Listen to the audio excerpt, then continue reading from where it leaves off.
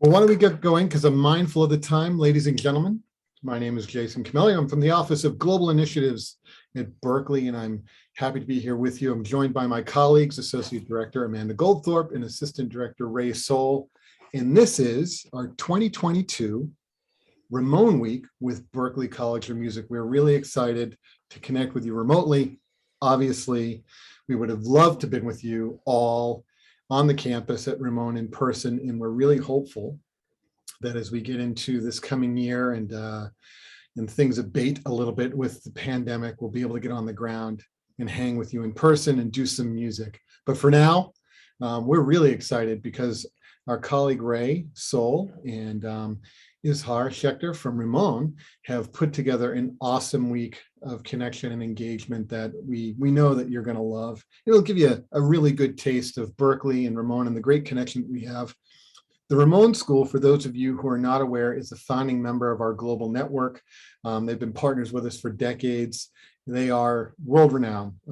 Their faculty, their curriculum, and the students that go to the Rimon School are stellar. And we are so appreciative of all the work that they do.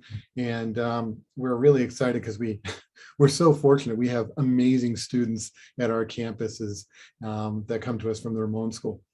So starting off this week, we've got an awesome session on a topic that is of great import to all of us who are creative people, musicians.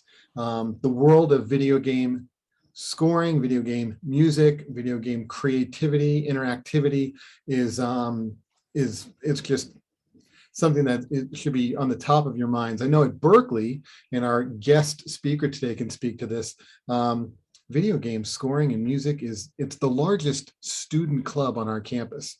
And our students do some incredible work. We have a video game orchestra. We have a VR club, an XR club. We have a lab on campus as well. And maybe you'll learn a little bit more about that as well in the presentation. But you're in for a treat today. And I'm going to introduce our guest and turn it over to her.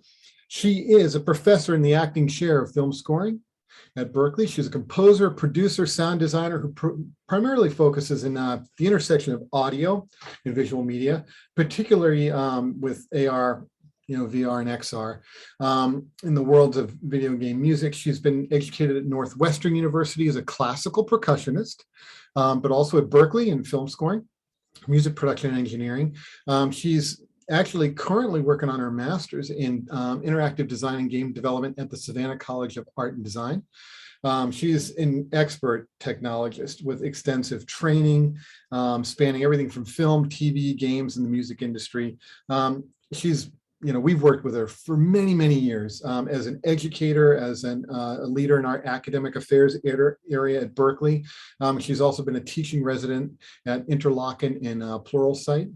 It's something that you should really dig in and check her out. We'll get her her website link and her social media in the chat. She's recently done some talks at Mondo NYC, at the AES Audio Engineering Society, at Game Sound Con, and at the Women in Film and Media Summit and the Women's Empowerment Symposium. Please join me in welcoming Miss Jeanine Cowen. Jeanine, thanks for being with us. Yeah, thanks, Jason, and thank you, everyone. I actually see a couple of the Rimon students who are at Berklee, who I have in classes right now. So I do love the Rimon connection, and I'm really happy to be doing this presentation. Maybe I'll get to visit the campus sometime in the future. That would be great. When Global Initiatives had asked me to do this presentation, and I got some information from Ishar and others, it is a big topic, right? We have a new major that's coming online in the fall, so it's a topic that could span multiple semesters, multiple classes. So what I put together here, and the reason I have that QR code is because I've put together what I consider like a kitchen sink presentation that is going to have a lot of information in it that we will not be able to dig into all of it in this hour, but I wanted to provide the slides to you so that at some point in the future, if you want to access these slides, please feel free. There are videos to watch. There are things to listen to. And if at any time I go down a path and you want to know more, just raise your hand, open your mic, and ask me. I'm much more expecting this to be kind of an interaction. But with that said, let's go ahead and get started. Jeanine, Right. Yeah. I will just say before you start, I've known you for a long time. Goes way Yes. back. Just before you start, I really want to thank you, Jason, Ray, Amanda, everyone at Global Initiatives.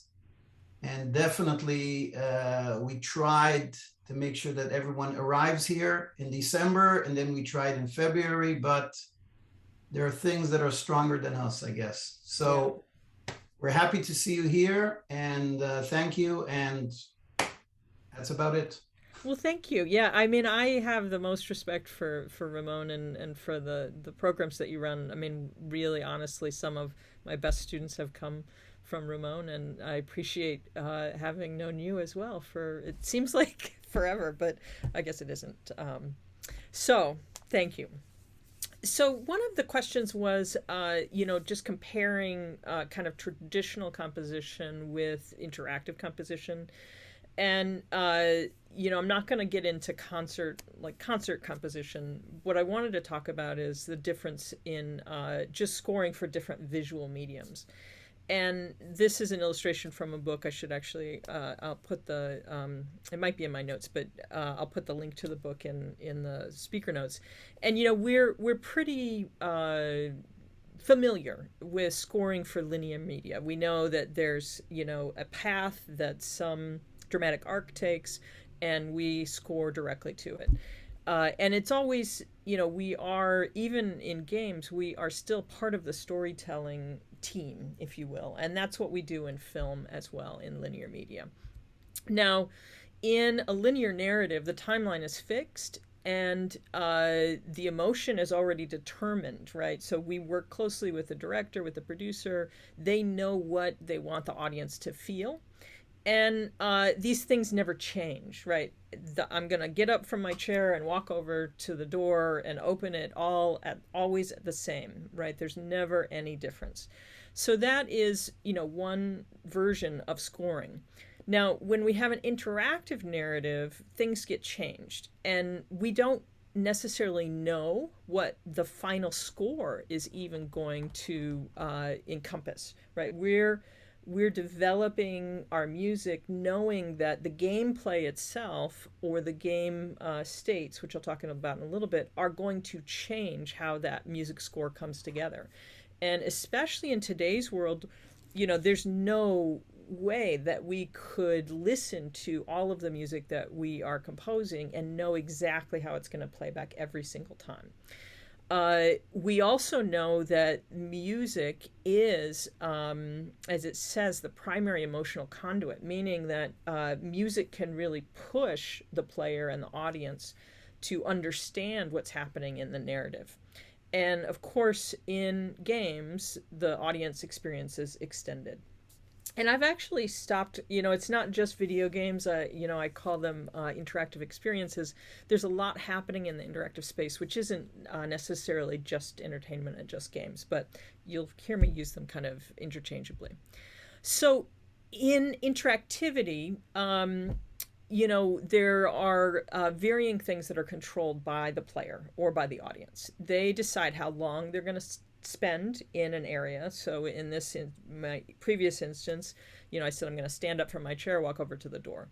I get to decide, maybe I'm playing a puzzle game, or, maybe it's, an old school game, and I have to finish something and it takes me a little bit longer or not as long. And that's all going to change how the music has to play back, because it doesn't know how long I'm going to sit in this chair and work with this puzzle. It does know when I'm going to stand up, or not when I do stand up. It knows that I have stood up, and it knows that I'm walking over to the door. Now, the other thing, so that timing is part of the game player's agency. Now, we also don't know the path that I'm going to take. In this particular room, I have a door here, and I also have a door on the other side of my rig. So I could, as a player, decide to stand up, walk to that door. I could walk to my porch door. I could walk to the door in the back of the room. I get to determine that. Now, what that means is that I change the experience. As the player, I change the experience. So what are the different types of interactivity within an experience within a game? We still have linear gameplay, right? So there are story-based games. You can think about a game like Uncharted, which was, one of the kind of first iconic cinematic games in that whole franchise. And that game, and I have a few more slides about that. We can also think about interactivity as branching, in that I will be somewhere and then I will decide to go somewhere else. And that is not predetermined. I can decide to go into my living room. I can decide to go on my porch. Both of those might have different experiences. And then there is what we call open world games, which are considered to be like unlimited or extreme branching. You can think about if I had a, if I could transport myself anywhere, I wouldn't just be locked down to going to my living room or going to my deck. I could say, oh, I'm going to transport myself to, Chicago, to the Mississippi River, to wherever. And that would be an extreme or unlimited branching opportunity. And we have to think about these as we're creating sound. So in a linear piece, now it's still interactive, right? I still have agency to determine how long I'm going to be somewhere. But the player's path through that game is largely predetermined. It's the speed of play that is not necessarily mandated. And as a composer, I can assume that there's a pretty straightforward path. So I can build, just like I build, film scores, I can build a beginning, something that happens in the middle, and something that happens at the end. The thing that changes, though, is that duration. So the duration is the main variable. But the experience during the game is very well defined because it's considered a linear interactivity. I can still hang my musical ideas on these elements in the story that I know are going to happen in a predetermined way. Now, here's a graphic where you can see in this very linear path that I can start at the beginning and I can end up at the end. Now there can be side stories, right? So those pink indicators indicate that the player themselves could go off. Like I could go from scene 1 to scene 2, and then I could decide to go through a door and go scene 3, but it's not required. Same thing with scene 4. Now, this brings up the style of play and why some durations will be wildly different. We have a couple different player types in gameplay. Two ranges, right? And everything in between. You've got the speed run, where somebody just wants to get through whatever that is as quickly as possible. And then you've got somebody who's known as a completionist, where they want to make sure that they've investigated everything that is applicable in that experience. And so those completionists would be the ones who would hit all the pink squares, and the speed run would just know the path and would go straight through it as fast as they could. And that completely changes the score that they're going to hear. Now, what about the second version, which was branching interactivity? Again, the player's path is not predetermined. The speed of play is not mandated. And I can make no assumptions as a composer of what is going to play before or after something else.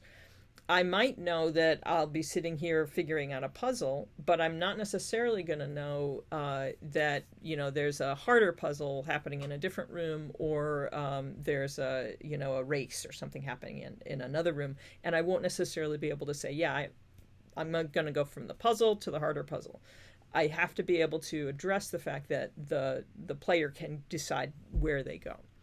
Now, so this, of course, is a lot more complex for us, right? So we know where we're going to start. We know where the game starts, and that's it, right? Then, we might have 3 options. We might have multiple options. Those options might have paths within themselves, or they might not, and I can get to the end, if you will, of the game in lots of different ways, or I can just loop back around and continue to play whatever's available for us.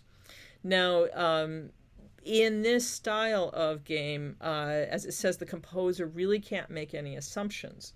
And then, of course, I talked about that extreme branching. This would be what would be considered an open world game where all of the dots connect, right? All the scenes, all of the levels, if you will, of that game can be traversed to from any other level. And if that's the case, we just have to make sure that all of those transitions will actually work. Now, so how do we work with the game as a composer? Really, a game is just a series of game states. Is it night? Is it day? Am I cold? Am I warm? And triggers. Have I just walked through the door? Have I finished the puzzle? Have I started the puzzle?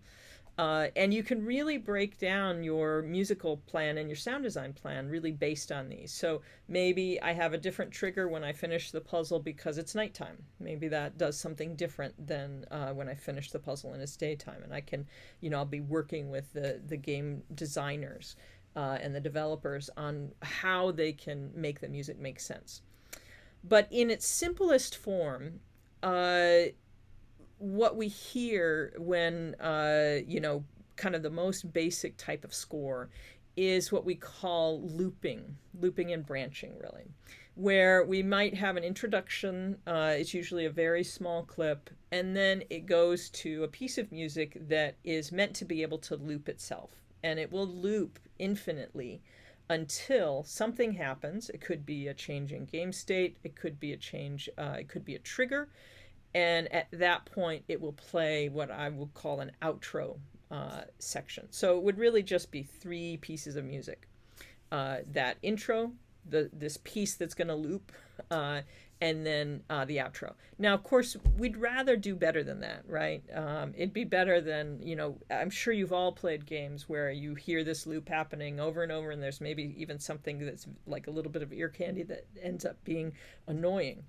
So probably the next stage of thinking about putting together these scores would be, we can play the intro. But then we can choose from a selection of pieces of music that will play and that will loop. So in this graphic, what it's indicating is that the intro can play. It might go to a second version of that loop that I've created that's different. And, when it gets to the end of what's labeled loop A2, it might select randomly to play A4, and then it might select randomly to play A1. That's all, that will all create some randomization that is going to allow that score not to sound the same every single time. And we're only limited by, our imaginations of what those loops can be.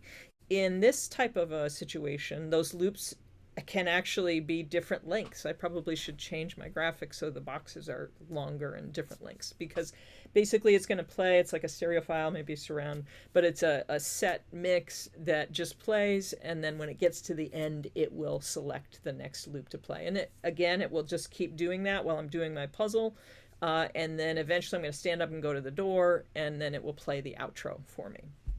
Now, we also have a different approach sometimes to games, which isn't just looping, but it's considered to be layering. And layering is where I might have a, what I might call a foundational track that starts at the beginning. And then I listen for different triggers or states. And when those things happen in the game, I will bring in an additional layer. So maybe I've started my exploration of this puzzle, and I'm just playing like a drone or something kind of low energy, not that intense. But maybe there's a timer on this puzzle that I'm supposed to complete, and as the timer, gets closer, or maybe X amount of time has passed, and then I'm going to bring in another layer, and that's going to indicate to the player that, oh gosh, time is ticking away, and I should be getting a little bit nervous. And we can keep doing that until, and we can add layers. I won't say as many as we want. We do still have to worry about things like bandwidth and our footprint. There are still, limitations to what we can do. Yes. So the trigger is anything that happens in the game that I know about as the composer. And that typically it's a conversation between me or the audio director who might be in charge and the game developers or the designers to say, hey, can you tell me I want to do something different with the music when maybe when the player fits the square piece into that puzzle, and that would be in an instant. It would be a trigger. It's only going to happen in that one frame when I put that square into the puzzle, and then I can make a decision about what I'm going to do with the music. So maybe instead of a timed puzzle, maybe the triggers aren't around, it's not 10 seconds, 20 seconds, 30 seconds, but maybe it's level of completion. So maybe I've put in, 10% of, or finished 10% of the puzzle. So that can be the trigger that will decide, oh, well, let's bring in layer A2, right? So then I'd be playing both layers at the same time. And maybe when I'm 75% complete, I get that layer A3, and it's really encouraging. Maybe it's high energy, like, oh, you're almost finished, you're going to win, or something like that. And then the final outro might play not when I complete. Maybe layer A4 comes in when I finish the puzzle, but I play the outro again when I get up from the desk and I go to the door.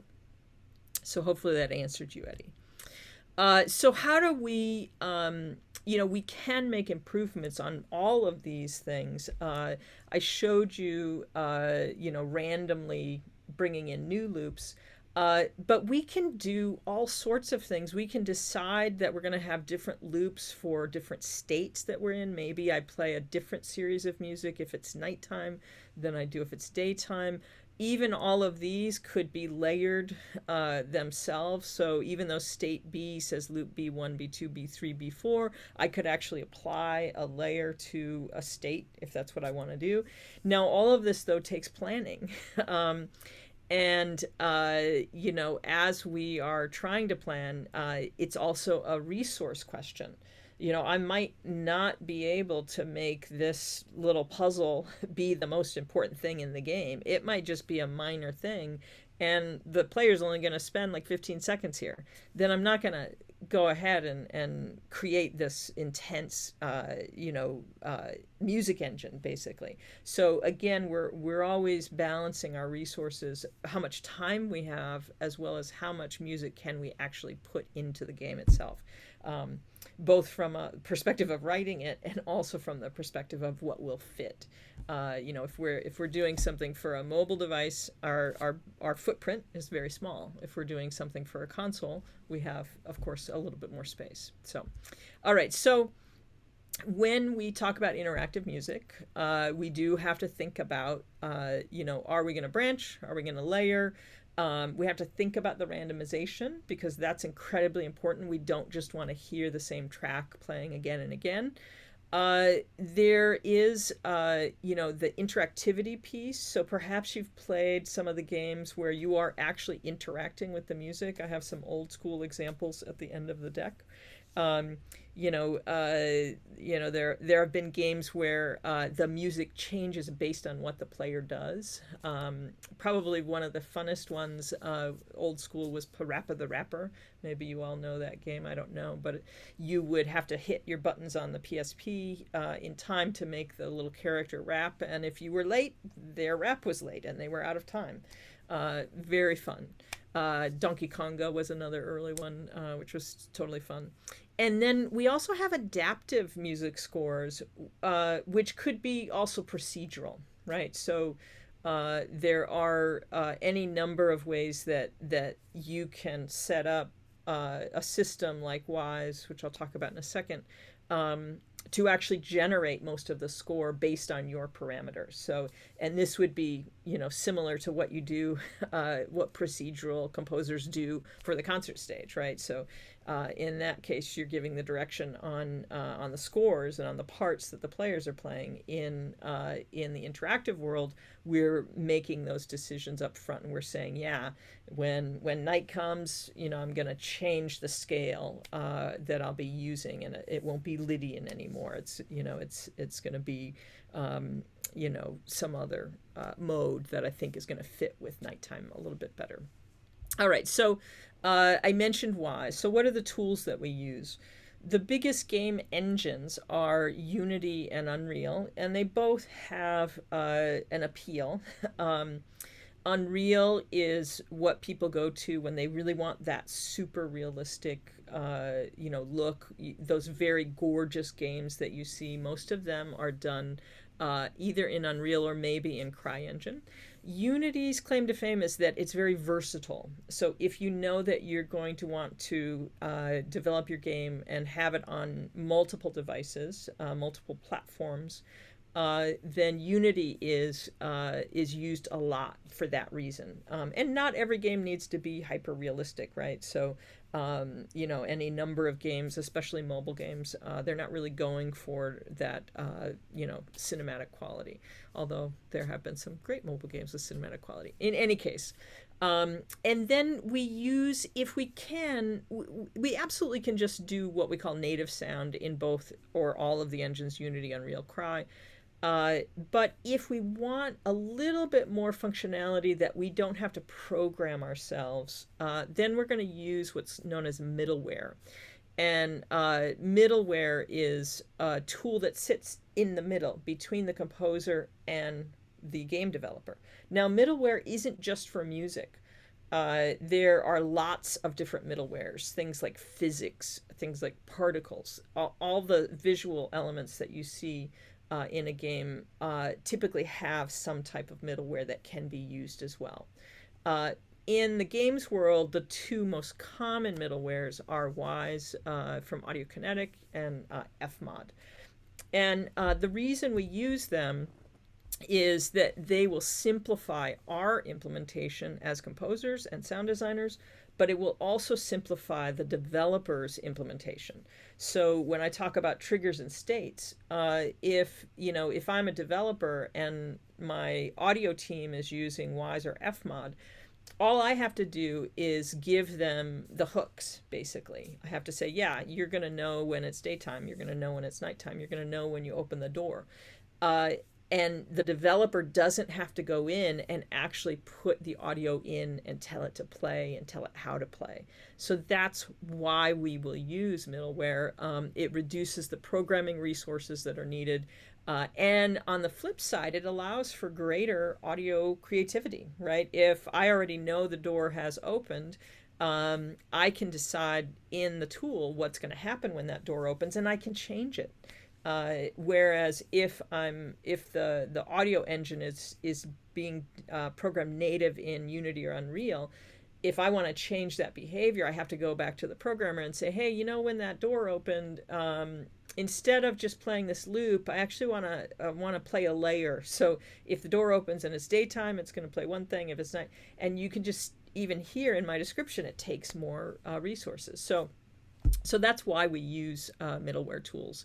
And I will say a bunch of audio houses, I will say game interactive audio houses, they will develop in Wise or Fmod no matter what, just to be able to show off to the, not to show off, but to demonstrate to the programmer what they want to happen. And sometimes that will, the outcome of that will be that the developer will say, hey, this is already working in Wise, why don't we just hook it up in the engine? Now, of course, middleware costs money, so it's also a fiscal consideration. All right, so Wise is, as it says, it's a complete audio authoring platform, and it will deliver specifically to the platform that the game is being developed for. So just like I said, Unity has a lot of distribution points, a lot of devices. Same thing with Wise, and this can equally apply to Fmod. I've used Wise on a number of projects. I will say I've used Fmod, but I've never actually shipped a game using Fmod. So most of my experience is in Wise. Fmod is great. Most people will tell you that it feels a little bit more like a DAW than Wise, but if you can get over that learning curve with Wise, with all of these things, they all have pretty much the same feature set. And both of these are easy to use to integrate into a game engine, and not just Unity and Unreal. They actually provide what are known as SDKs to go into even a proprietary game engine if you want. I've had several projects that have done that. All right, so it is, as I mentioned, that bridge between audio and programming. The audio team really deals with the audio objects, and we will build those in Wise, whereas the programmer deals with what's happening in the game objects, and what we call listeners. And those listeners are going to be the thing that tells Wise about those states and triggers that I talked about. Now, what we have to collaborate on is what are the events, or what we call game syncs, that are important to both of us. So we have to be very diligent about asking for what we need. I need to know when it's daytime. I need to know when it's nighttime, and what does that entail? So that's the collaborative part that happens between the two teams. Now, as I mentioned, these tools really look like a DAW at a very basic level of a DAW. But what it does is it allows us to create very complex strategies, whereas we can have multiple clips playing. But even in this simple example, I have a longer clip C, and on top of clip C, I also have two other clips, clip A and B. And you can imagine that if you go back to that example where I can swap out different loops and things, if I'm even swapping all of these clips, if they have multiple versions, we're going to end up with a score that just feels a little bit more organic and a little bit more elegant. And I'll just show you a little bit of what it looks like. So you saw my original graphic about an interactive branching game. And so in the tool, what you see here is the view from the Wise editor. And you can see there's that one point, and then you can always kind of follow the game logic down, and you can build these very complex versions of what's going to happen. Now, and this is what the panel itself will look like. So you can see it kind of looks like a DAW. I've got a timeline on the top, I've got markers, I can see the audio, I have mute and solo buttons, I have volume. So you really I just want to encourage you to dive in, right? Because none of this stuff, it might look technical, but if you can just do small things at a time. And you can even see I've got some envelopes, high pass, low pass. So it really is, it can be a very comfortable place to work. I'm gonna go past this. As I mentioned, my kitchen sink, and I want to just get to a couple of the other things. Now, if you are interested and you have a predisposition, I guess, to coding, coding isn't required. But for many people that work in the industry, we want to be able to do small things. And it can be really helpful to be able to do small things in the industry, in the game engine. And so code-wise, Unity is using a, not proprietary, but a custom version of C#. Unreal uses C++. And the CryEngine is using Lua scripting language. So if you have the opportunity to take a coding class, I would just recommend it and see if you like it. If you like it and you want to do more, there's always more to do. If you don't like it, no harm, no foul. At least by taking that coding class, though, you will have some of the language that the programmers are going to be using. So it's just like if you're a composer for film, you want to be able to talk about film, you want to be able to talk about camera angles, you want to be able to talk about lighting, acting, all of that stuff. The same thing is true for composers for interactive properties. We want to be able to have a knowledgeable conversation with the people that we're working with. All right, so and those are my old school interactive music examples. Again, you can get to the slides later. So what are the roles that you can do as a musician? Most people think, yes, the composer. You're responsible for writing the score. There are also tons of orchestrators, right? So we're doing huge scores. Some of the biggest scoring sessions are happening for games. And so there's a lot of orchestration that happens. A lot of live music is being recorded for games, so it's really valuable to be able to interact with live musicians, whether it's orchestra or I would say that the genres are very diverse of what you're going to hear in a game. And because of that, we need music preparation people and copyists.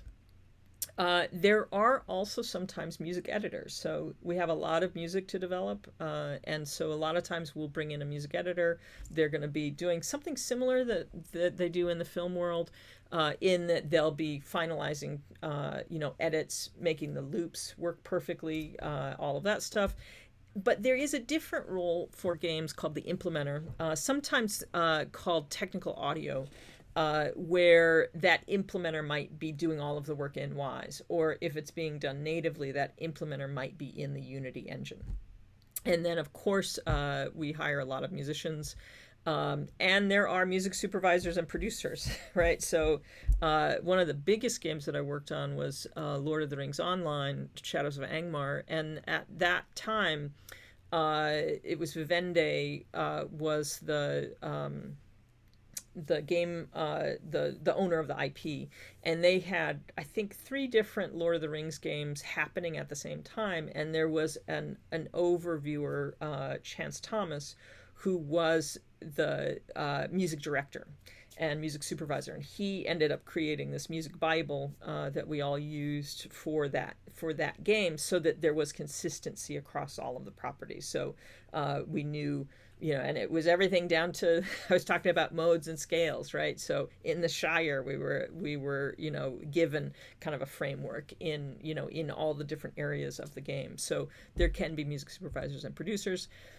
And then in today's world, you've probably all, seen, Rock Band, or in the VR space, Beat Saber. There are a lot of people doing what we call note tracking, which is they're creating these MIDI note maps that end up being used in the game. And that ends up like making gems go off, doing all sorts of things. So there's a lot of opportunity, for people to work in the game. So now, I've been talking mostly about music, but there is a lot of sound in games, and everything from the room tones, the ambiances. I'm sitting here. My house is not silent. So we have everything from ambiances and what we call backgrounds to sound design, hard effects, really, when things happen on screen, and then dialogue. Now, when we approach sound design, and this is also true for music, we can approach it from a real world perspective, which would mean, I want the sounds to sound like they do in the real world, and that would be diegetic. Or what's really cool is that I can take a totally different approach, and it has nothing to do with the real world, but it's a soundscape that is not tethered to the real world, and that would be non-diegetic sound. Now, there's also hyper-diegetic, where you're really intensifying what's happening with that sound. It's a lot more intense, a lot more kind of out of the box, if you will. So I'm going to go past this so that we can actually listen to some examples. And I've included a few links to different libraries, but you always have to read those license terms. Sometimes they have weird limitations. There was a really great choir library many years ago and they did not allow for trailer music, and it completely kind of bombed on them, because when you write for film or for games, you do not know how that production company is going to be using those tracks. You cannot necessarily limit them. They're either paying for a license with you, or you're working for hire. And so you don't have control. So many of us kind of got burned with this particular library, and we had to stop using it because we couldn't say, oh, but you can't use that music in the trailer. So just a word of caution. And let me just, I'm gonna leave all of this for you. There's some great, I personally love recording Foley. It's where you kind of record live sound design. So I would recommend that you go watch. I have one link from film here, and then this link is from a game. It's super fun to watch. The other thing that we use a lot in games, and I will say even as film composers, you should know something about synthesis. Sound synthesis is a deep, deep topic. I've included the link here to there's a great browser-based synthesis overview from Ableton. So I recommend that if you don't know anything about sound synthesis, just go take a look at it. All right, so, and some examples of different sound design. Let me just make sure I shared my sound. I'm going to play a couple of things for you. And you know what, let me make sure I've got my loopback correct.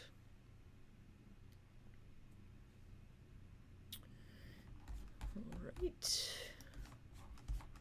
how we're set up.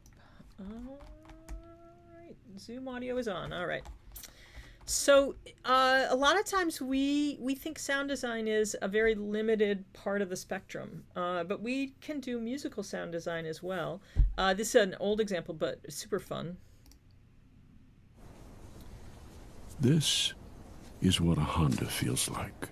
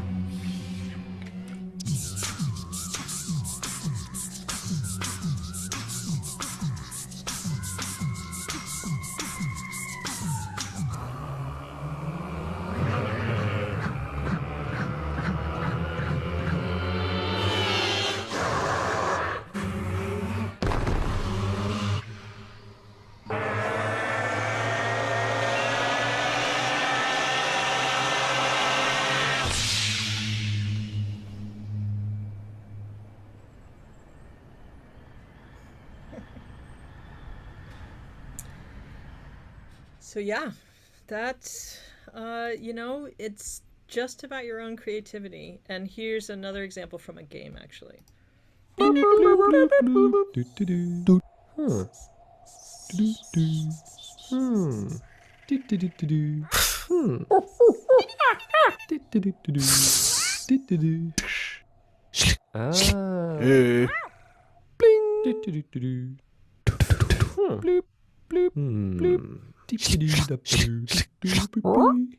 Oh.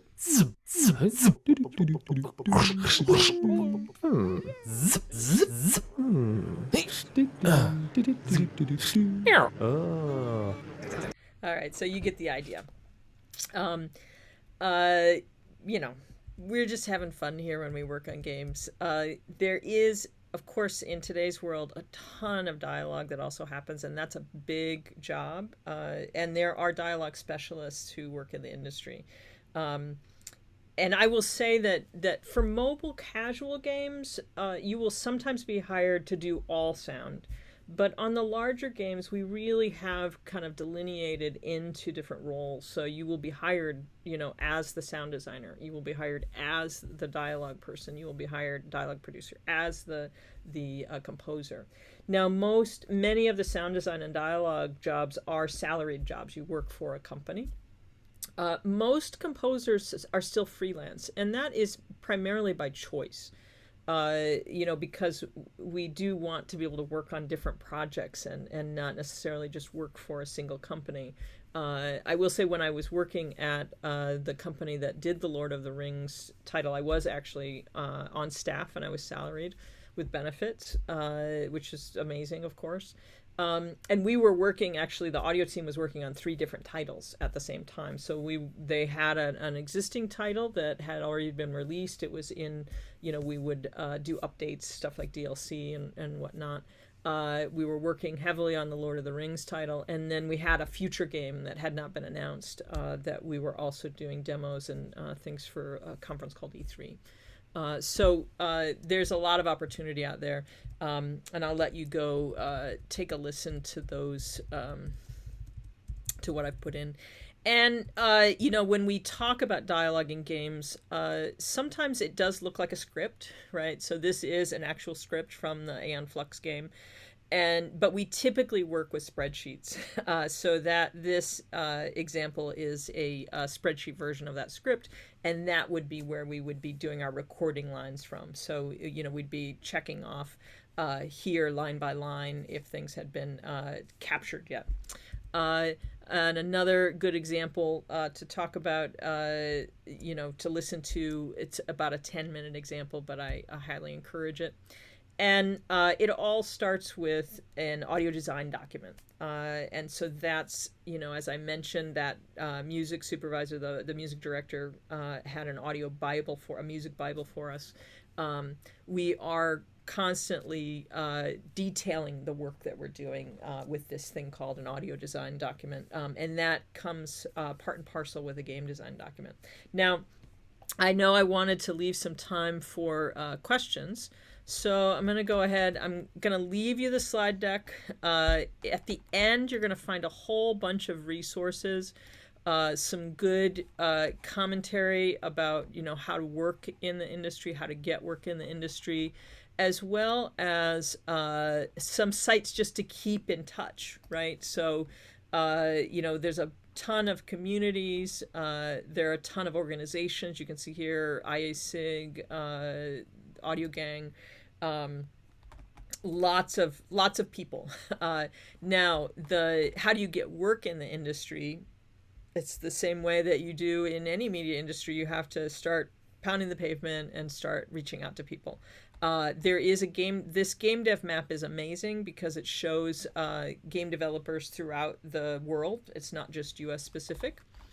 And then it also has game job boards. So please take advantage of all this stuff and start going to events.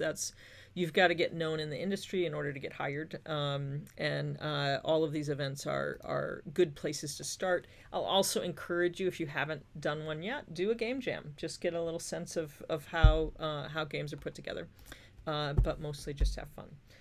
So I'm going to stop there. There's a whole bunch of business talk in those slides if you want to grab them. And I'll take any questions. Alon. Hi. So let me go ahead and I'll stop this share. All right. Yeah, Jeanine, that's incredible. Oh my God. Like I said, Jason, it's a lot. Like, we have a whole major now. Yeah, obviously.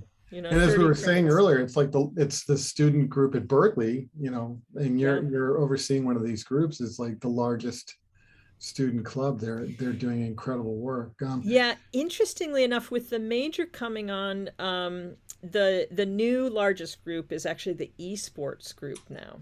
Yes. But video game scoring is right behind.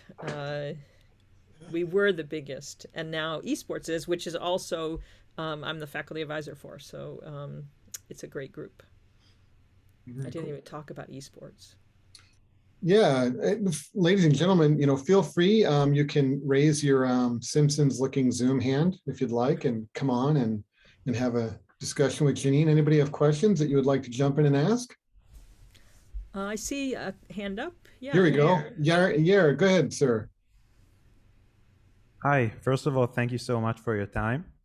Of course. And second, I want to ask about, I guess, in the industry, for the most part, we mostly hear about like a single composer, doing most of the work on a AAA title. I know, like, as you said, that there are teams.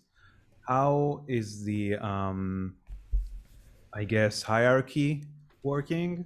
Is the lead composer doing most of the heavy lifting and like setting the themes, and you have to work around it like an animation team, or is there space for expressing yourself?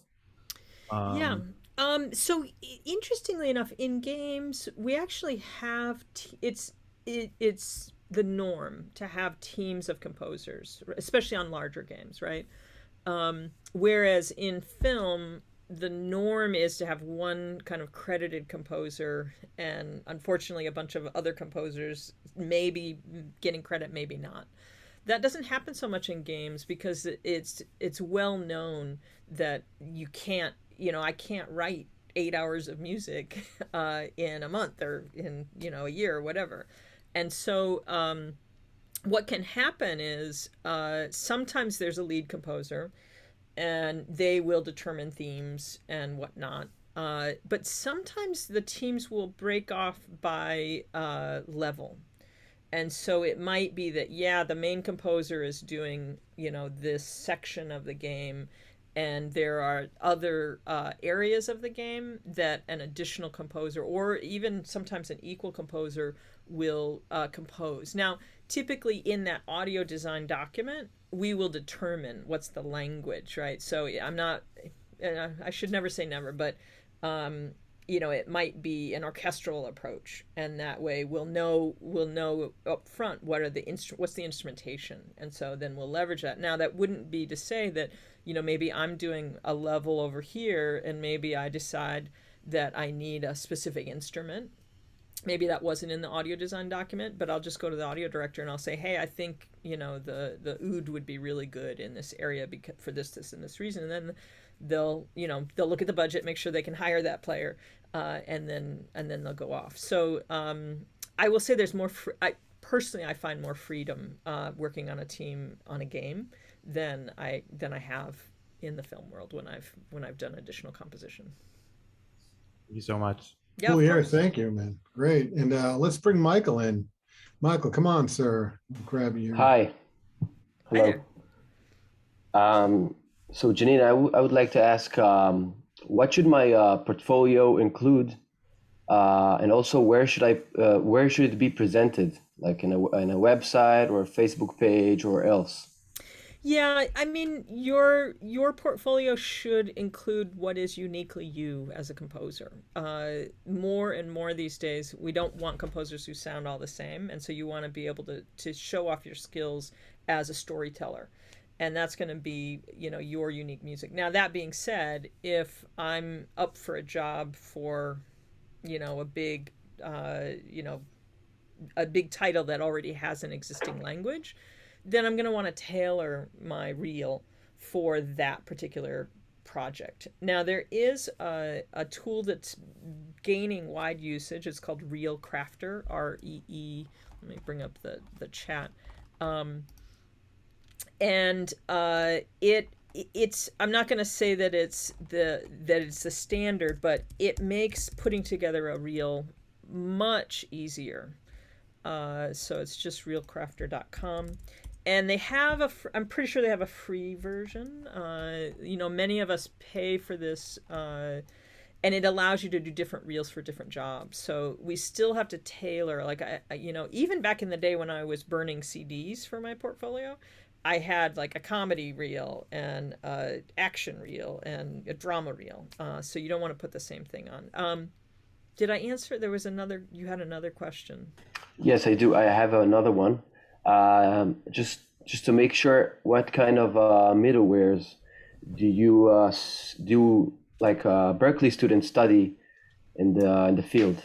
So we do a lot with Wise. And we also introduce Fmod. So those are the two tools that we hope, we actually expect our graduating seniors in the video game minor currently to have a handle on Wise.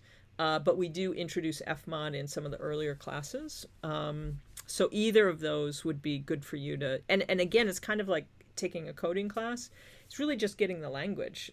You might end up, when I was working for Turbine on the Lord of the Rings game, we had a completely proprietary engine, but it had an interface that was very similar to Wise and to Unity. So it will translate. Okay, thanks. Of course. Thank you. Cool, thanks, Michael. And then we have Iftak. You're up next, sir. Yes, thank you very much. I would like to ask if there are so many, I guess, jobs in the industry, I guess, audio editors, composers, the co-composers, and how do you get to your specific job? I think that should be. Yeah, so it interestingly enough, if you look at people who are hiring, like the Blizzards, the Activisions, the Epics, the people who are hiring on staff, even those junior level positions are now looking for somebody with a couple years of experience. And so how do you get that experience? To me, the easy entrance is those game jams that I talked about. A game jam is a process where a game gets developed over a weekend. And so it's low commitment. But a lot of times when you're working on those game jams, you'll connect with a team of people who want to make games. And so you want to start getting connected to a lot of people who are trying to make games. Those are the people that, you're not going to get work from another composer necessarily. You're going to get work from somebody who's building a game. And so to me, that's a really nice, easy way to start to make those connections. I will say that in the industry, when I said going to conferences and whatnot, the GDC conference, which is actually happening this week in San Francisco, is one of the largest for industry people, and it's a great place to meet people who are making games. So I would keep an eye out in your own area of what conferences are happening, and go to those conferences. And don't necessarily go to the audio talks, go to the game developer talks, because you want to meet the game developers who are going to hire you. And so you need to get a few games under your belt, and then you can start to apply for those junior level positions at companies. And that game dev map, has all level of companies. So, I would look where you are and see, is there a small game developer? Just, ask them for an informational interview, see what they're up to, and start to make connections. So it's very similar to working in film. It's all about networking, unfortunately. I shouldn't say unfortunately. You just got to meet people in the industry. Thank you very much. Of course. Cool, thanks, Iftak. And I think up next we had Gadiel. Gadiel, jump on in, sir. So I know that at Berkeley, currently video game scoring is offered as a minor. So as I understand, you have the film scoring major, and then you can choose the video game scoring as a minor. So what's going to be the differences? What are the options available now that it's actually becoming its own full major? I think if it is, I'm not so sure Yes, it is. So in the fall, it's actually, if you were enrolled at Berkeley right now, you could declare it as a major that just got built. It's fresh off the belt. And And the difference is that we now, in the minor, we have 3 scoring classes, you know, an intro and then kind of the first technical class and then a more technical class. And then we have a directed study senior portfolio. In the major, you know, we've got 3 times as many classes. So we're going to go deeper into the storytelling aspect of being able to compose. Right now, our minors are in another writing major, and so the writing to picture is handled in the other major, but we'll be handling that directly in of those 3 courses, 2 of them are revamped, and they're actually more credits. So we'll be handling that storytelling aspect more, the actual music composition more. We're also delivering a couple of classes about mixing in an interactive environment, which is different, right? So we definitely need to know how to mix in our DAW and Pro Tools, wherever, but we also need to know how to make a great mix coming out of the game itself, right? We're not delivering final stereo mixes that only play. We're delivering stems and other things. So we're also requiring students to take basically an audio direction class where they will be managing other composers and sound designers, because we find that a lot of our alums do end up being audio directors. Project management is huge. These are huge teams. There's a business course called the Career Workshop. There's a kind of all sound in games course, which is called Audio Foundations. And I think that's it. So it's a big deal. Oh, so it's really like now big. Yeah. Thank you so much. Of course. Hey, Jeanine, thanks for that overview and great question. Excellent. Yeah. And next up, Yuval, come on, sir, come and join us.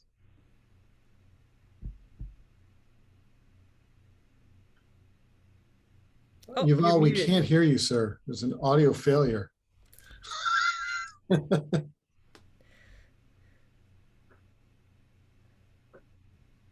Nope. You want to just check your settings in Zoom?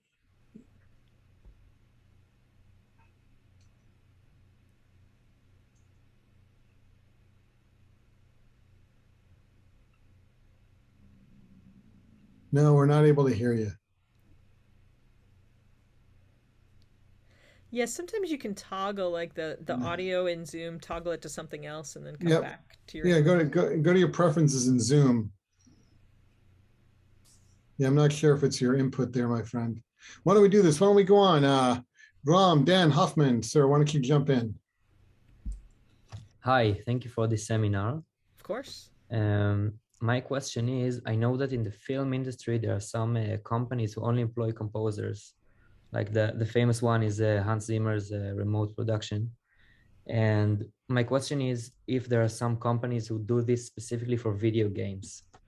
Yeah, so in the slide deck, I'll tell you which slide it is. I have a list of some of the production companies that really focus in on games.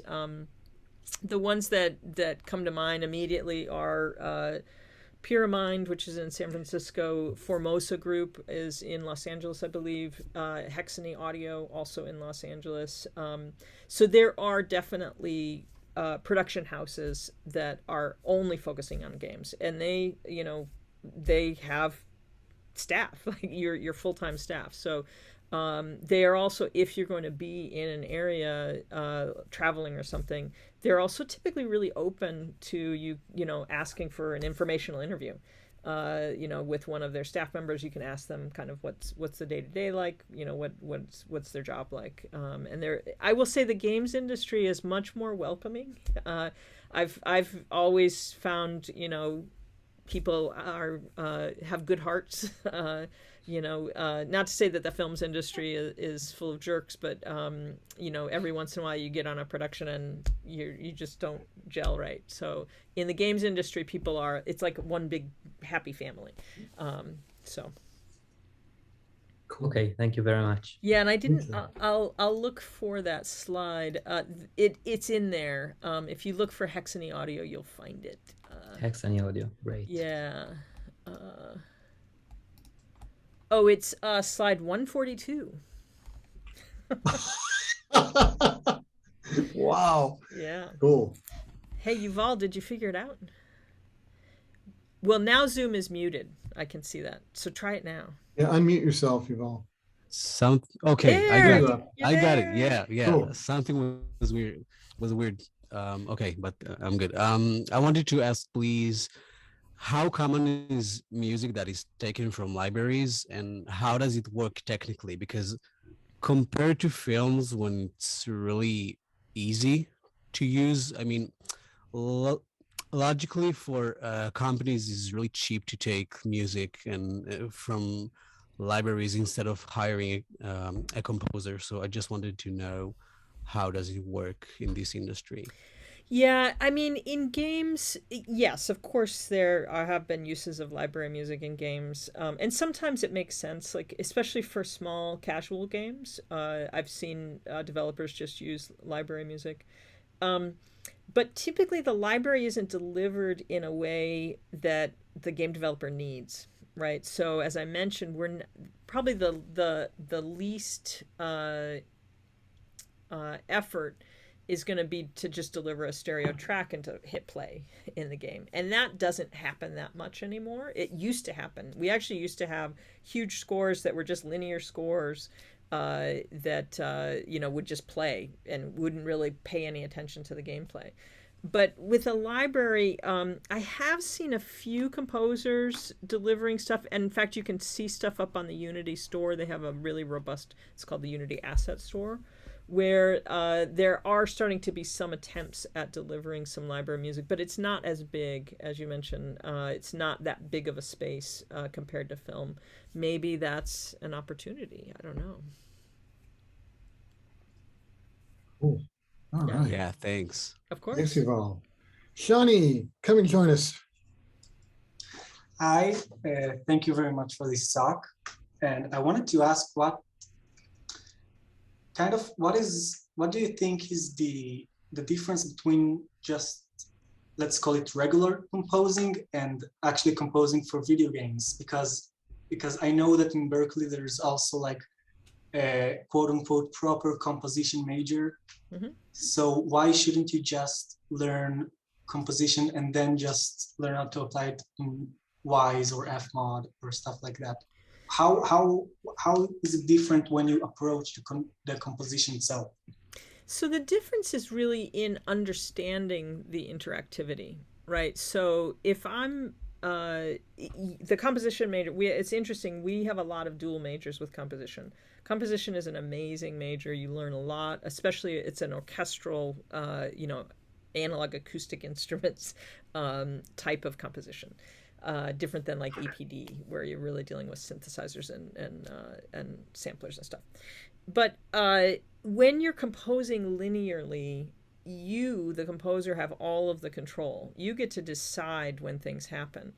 When you're composing interactively, you're really just making a blueprint, and you're saying, if these things happen, I want you to try these other things. And it does change how you approach that composition, because you don't, like I said, you don't necessarily want anything that's highly recognizable that's going to repeat a lot. And so, like, if I had that great, maybe I had this great electric guitar solo, I'm going to make sure that only plays once every half an hour. Like, I don't want it to keep playing. And that's going to, that example is going to change what I write underneath it, right? So if I don't have that solo at the same place all the time, that means I have to come up with another idea that's going to be able to hold the attention, hold the emotion of that scene. I once had a really depressing conversation with a very high-level film composer. Now, this was early days, and he had been hired for a game. And basically the game company, this was probably late 90s, early 2000s, high-level composer, really amazing composer. And the game company said, yeah, we want you to write stuff that, they showed him some concept boards and some graphics. They said, we want you to write something in the style of this other film that he had done. And just send us the tracks, give us stems, right? So breakouts of, like, percussion, separate from string, separate from brass. And so he did that, and then they implemented it into the game. And he said it was the most distasteful experience he ever had as a composer, because when they put it into the game, it wasn't the way he thought it was going to be.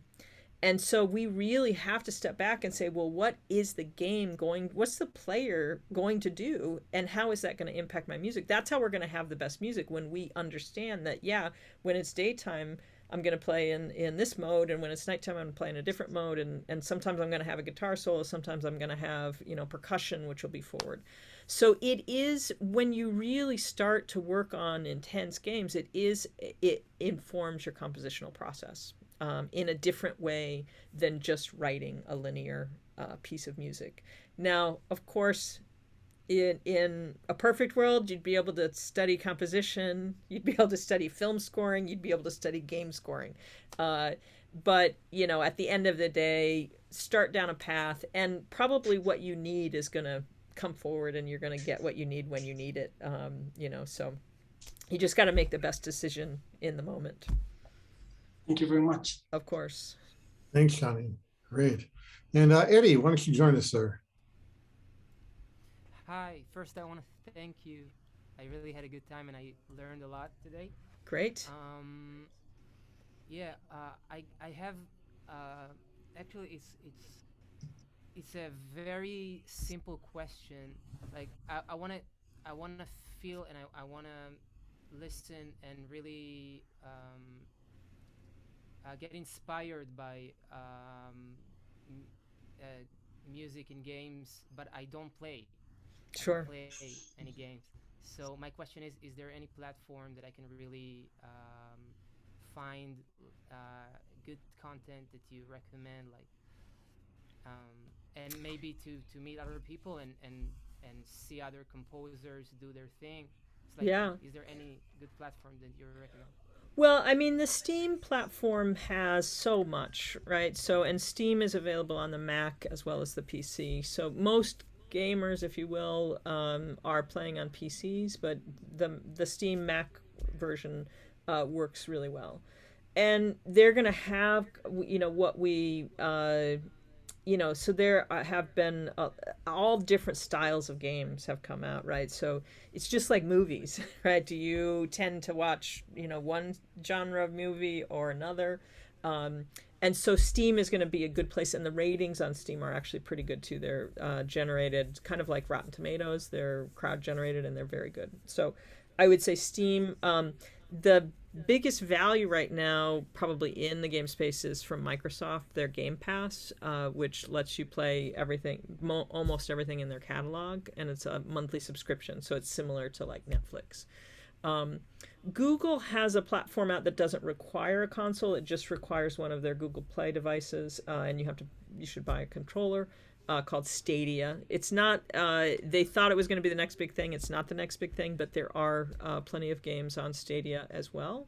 And that's, you might already have one of those Google Chromecasts, so it would be an easy investment. And don't forget about your phone, right? The Android, the Google Play Store, the iOS Store, Apple Arcade will get you a lot of different games, and just start playing. Like, just play for 10, 15 minutes. It's not about playing, it's about just listening to the music itself. Right, but you want to play. Here's the thing. You need to play so that you can understand what's happening interactively. Right? So when you play the game, then you're like, oh, and you're analyzing it just like you would do a film. Like the first time, just watch the film. Second time, analyze the film and the music. Same thing with games. Play it, see how you like it. Then next time, play it again, but listen to what's happening with the music. So I would say it is kind of expected in the industry. Not that you are a hardcore gamer, but that you have played games, right? Because you need to have those conversations. So some easy approachable games, some of the, like I said, Uncharted is a narrative cinematic game. It's hard to go wrong there. Ori and the Blind Forest is just a gorgeous game. It's maybe a little difficult. Actually, Cuphead is probably the most difficult game right now that I can't play. because it's just too hard. Zelda, Dark Souls, yeah, all good. Thank You you. know, yeah. So, yeah. Well, I was going to answer the question in the chat. Yes, Dolby Atmos, spatial audio. We've always had spatial audio in games. It's just being delivered differently now with Dolby Atmos or just with 360 sound, period. And it's expected in most games. You expect spatial audio, especially, those games like people playing on PCs with headphones on, and huge in the VR market right now. So yes, Dolby Atmos is part of the equation. So Jeanine, thank you so much. I'm mindful of time. Maybe we can take one more question and then we'll wrap it up for today. It's been awesome to have you with us. Sure. We'll bring on Luis Anselme. Luis is joining us from Canada. Luis, how's it going, sir? Oh, great. The weather is getting warmer. Thank you so much for the presentation. It's really inspiring, and I'm going to try join any game jam that I can find here. I'm thinking about that. I was wondering, at some point I'm going to start to buy more virtual instruments to make my productions better, because I cannot hire like a full orchestra at the moment. And is there any virtual instruments that you recommend? Some that you always go back to, that you're always like, I really love the sound that I can get from here? Or maybe it's not orchestral, maybe it's more like synthesized or something like that.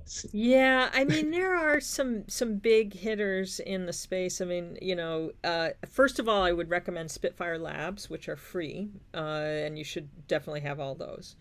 From orchestral, I use like a weird combination of, some Spitfire, some Cinesamples, some orchestral tools. It just kind of depends what I'm writing.